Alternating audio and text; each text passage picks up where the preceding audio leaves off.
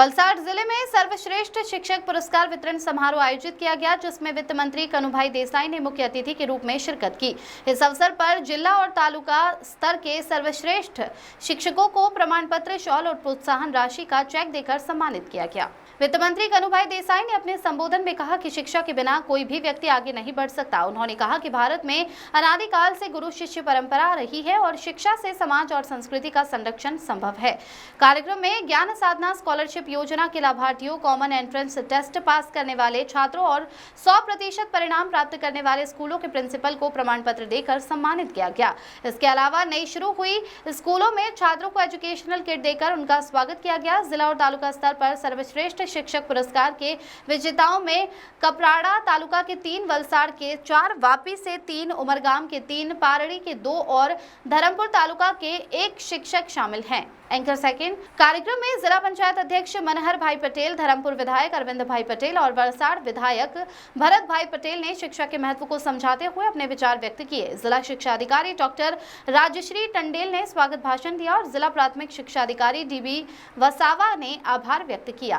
Doctor Sarvepalli Radhakrishnan एक महान फिलसूफ, तत्वचिंतक અને શિક્ષણવાદી હતા। આપણે ફક્ત ભારતમાં જ નહીં પણ વિદેશમાં પણ શિક્ષણ કાર્ય કરીને અનેક વિદ્યાર્થીઓને પ્રોત્સાહિત કર્યા હતા અને એમને જીવનમાં તે સમજાયું કે શિક્ષણ સિવાય કોઈ પણ વ્યક્તિ આગળ વધી શકે નહીં હતો। જો શિક્ષણ ન હોય તો માણસ જે પથ્થરયુગમાં જે રીતે જીવતો હતો, જે રીતે અવ્યવસ્થા હતી, જે રીતે હિંસકતા હતી અને માનવ જીવન સુધરી નહીં શકે। એટલે માનવ જીવનના માટે मानव जीवन सरलताથી રહે, સમાજ સુરક્ષિત રહે, સમાજ સંસ્કૃતિ રહે, એટલા માટે આપણે જાણીએ છીએ કે આપણો દેશ અનાદિકાળથી પહેલેથી આપણે જોઈએ તો રામાયણ, મહાભારત હોય કે બીજી આપણી જેટલી પણ પુરાણી સંસ્કૃતિઓ છે એમાં ગુરુનું મહત્વ જોઈએ તો રામ, લક્ષ્મણ, ગુરુ રામ, તે જ રીતે મહાભારતમાં જે રીતે અર્જુનને કૃષ્ણજીએ જે ધનુર્વિદ્યાની સાથે આપણા ગુરુ દ્રોણાચાર્યએ જે શિક્ષણ આપ્યું અને જે રીતે શિક્ષકનું સમર્પણ સાથે સાથે એના શિષ્યોનું પણ સમર્પણ જોઈએ તો એકલવ્ય જેણે શિક્ષક ખાલી એમનું પુતળું બનાવીને દ્રોણાચાર્ય પાસેથી શીખી હતી, એણે ગુરુ દક્ષિણામાં જે ધનુર્વિદ્યા માટેનો જે અંગૂઠો હોય એ અંગૂઠો એમને ગુરુ દક્ષિણામાં આપ્યો। આવા અનેક કિસ્સાઓ આપણી પાસે છે।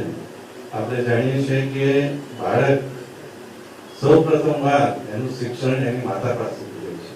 બાળક માતાના ગર્ભમાં હોય ત્યારથી જ માતાના જે વિચાર, આચાર, જે સંસ્કૃતિ છે એનાથી આગળ વધે છે। એનું ઉત્તમ દાખલો આપણે જોઈએ તો મહાભારતનું એક અભૂતપૂર્વ પાત્ર જોઈએ તો અભિમન્યુ, એની માતાના કોઠામાં 6 કોઠા યુદ્ધના શીખ્યો હતો અને 7મો બાકી રહી ગયો અને એના લીધે 7મા कोठाમાં अभिमन्यु बनाया।